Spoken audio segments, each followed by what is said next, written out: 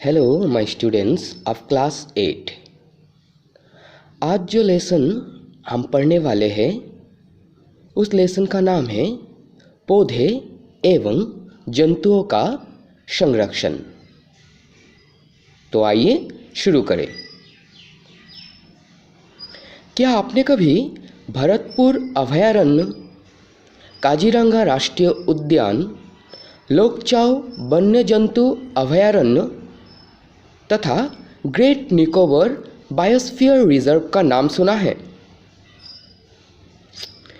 ये सारे राष्ट्रीय उद्यान, वन्य जंतु अभयारण्य एवं जैवमंडल संरक्षित क्षेत्र हैं।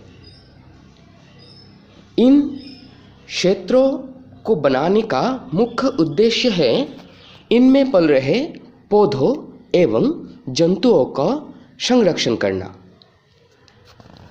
हम जानते हैं कि हमारी पृथ्वी पर नाना प्रकार के पौधे एवं जंतु पाए जाते हैं और ये सारे पौधे एवं जंतु मानव जाति की अस्तित्व एवं भली प्रकार से रहने के लिए बेहद ही आवश्यक होते हैं।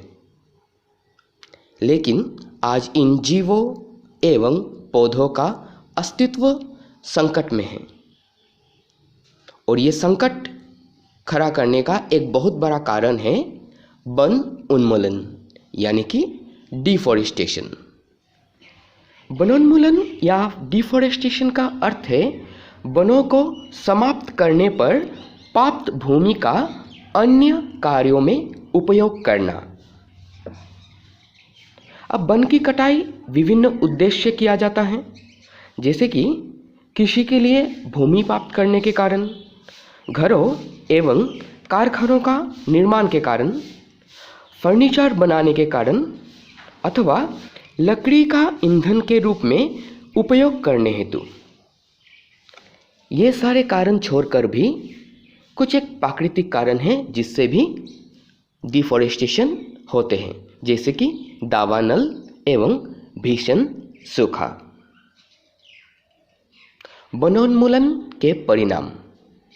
वनोन्मूलन के कारण हमारी धरती का ताप बढ़ जाते हैं और साथ ही साथ प्रदूषण का स्तर में भी वृद्धि होती है।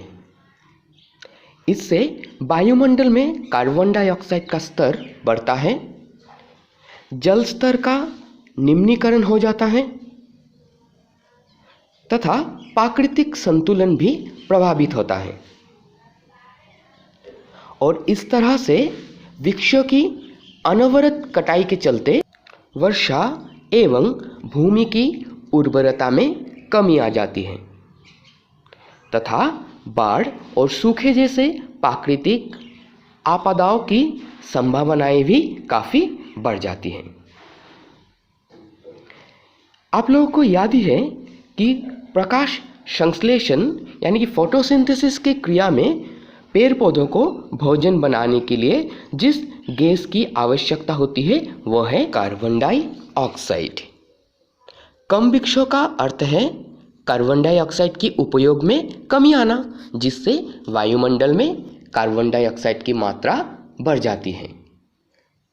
इसी के साथ साथ पृथ्वी द्वारा जो उत्सर्जित ऊष्मीय विकिरणें होती है, कार्बन डाइऑक्साइड उनका प्रग्रहण कर लेती है। अतः इसकी मात्रा में वृद्धि की परिणाम स्वरूप विश्व उष्णन यानी कि ग्लोबल वार्मिंग होता है। पृथ्वी के ताप में वृद्धि के चलते जल चक्र का संतुलन भी बिगड़ता है, वर्षा के आने में देरी होती है या कमी होती है, जिसके चलते धरती पर सूखा भी पड़ता है। मिट्टी के गुणों में परिवर्तन आने का मुख्य कारण भी यही डिफॉरेस्टेशन है। किसी क्षेत्र की मिट्टी की गुणों पर वृक्षारोपण और वनस्पति का भी प्रभाव पड़ता है। भूमि पर वृक्षों की कमी होने पर भूमि की ऊपरी परत हट जाती है और नीचे की कठोर चट्टानें दिखाई देने लगती है। इससे मिट्टी में जो ह्यूमस रहती है उसकी कमी होती है, जिसके कारण इसकी उर्वरता में कमी आ जाती है, धीरे धीरे उर्वर भूमि मरुस्थल में परिवर्तित हो जाती है, जिसे हम मरुस्थलीकरण या डेजर्टिफिकेशन कहते हैं। वनोन्मूलन से मिट्टी की जल धारण क्षमता तथा भूमि की ऊपरी सतह से जल के नीचे की ओर अंतःस्रवण पर भी विपरीत प्रभाव पड़ता है, जिसके परिणाम स्वरूप बाढ़ आती है।